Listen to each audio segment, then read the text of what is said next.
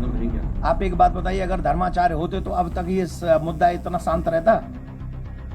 वक्फ board की बात जब आती है, संशोधन बिल की जब बात आती है, तो हम सब उनके पक्ष में खड़े हो जाते हैं। लेकिन जब तिरुपति बालाजी के यहाँ, हमारे यहाँ प्रसाद में जब गौ मांस की चर्बी, मध्य प्रदेश के जबलपुर पहुंचे विख्यात कथावाचक देवकीनंदन ठाकुर ने बड़ा बयान दिया है।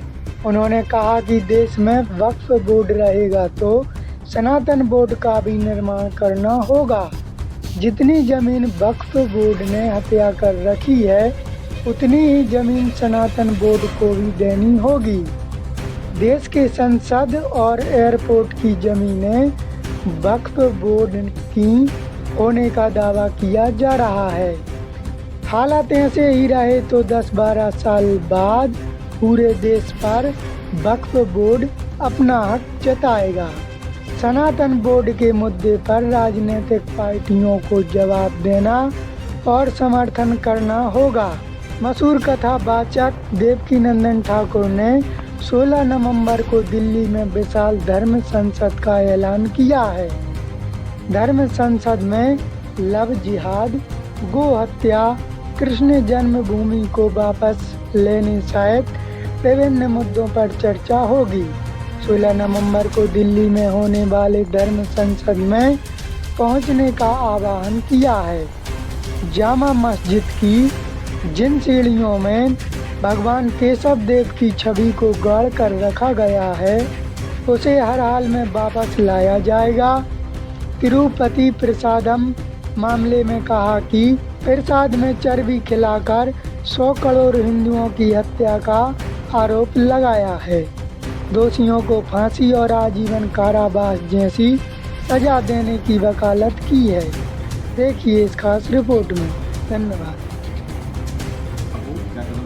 आप एक बात बताइए, अगर धर्माचार्य होते तो अब तक ये मुद्दा इतना शांत रहता? वक्फ बोर्ड की बात जब आती है, संशोधन बिल की जब बात आती है, तो हम सब उनके पक्ष में खड़े हो जाते हैं। लेकिन जब तिरुपति बालाजी के यहाँ, हमारे यहाँ प्रसाद में जब गौ मांस की चर्बी, गौ चर्बी खिलाई जाने की बात आती है, तो कोई नहीं बोलता।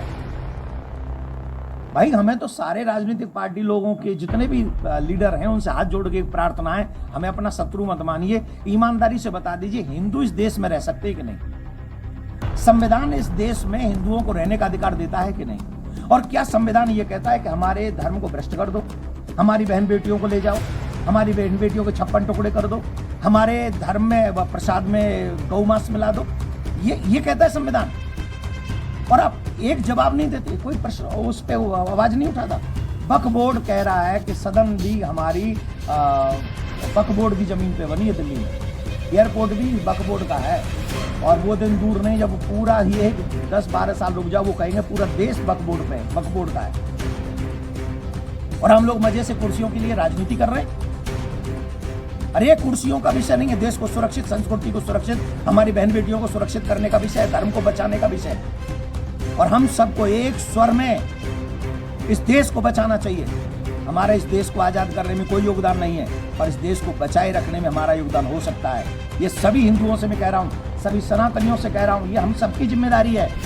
आने वाली पीढ़ी को बचाना है, संस्कृति को बचाना है, धर्म को बचाना है, इस देश को बचाना है। तो हम सबको एक स्वर में उन लोगों को मुंह तोड़ जवाब देना पड़ेगा जो वक्फ बोर्ड के साथ तो खड़े होते हैं, लेकिन सनातन बोर्ड की बात नहीं करते। हमें उनके साथ उनसे जवाब मांगना है। जो व्यक्ति हमारे धर्म की हत्या होते हुए हमको देख रहे हैं और हमारे साथ कोई खड़ा नहीं होता, ये दुखद है। हमें इसके लिए कदम उठाना है। और आप सब पत्रकार बंधुओं से भी निवेदन करूंगा, मेरी कोई कंपनी नहीं चलती, मेरे पास में कोई ऐसा नहीं है जिससे मैं आपका सपोर्ट मांग सकूं, लेकिन एक हिंदू होने के नाते मैं आप सबसे आशा करता हूं कि इस विषय को जितने दर्द के साथ मैं उठा रहा हूं, उतने दर्द के साथ आप भी उठाइएगा। क्यों? अभी नहीं तो कभी नहीं। अगर हम लोग आज नहीं बचा सके तो कल बचाने के लायक नहीं बचेंगे।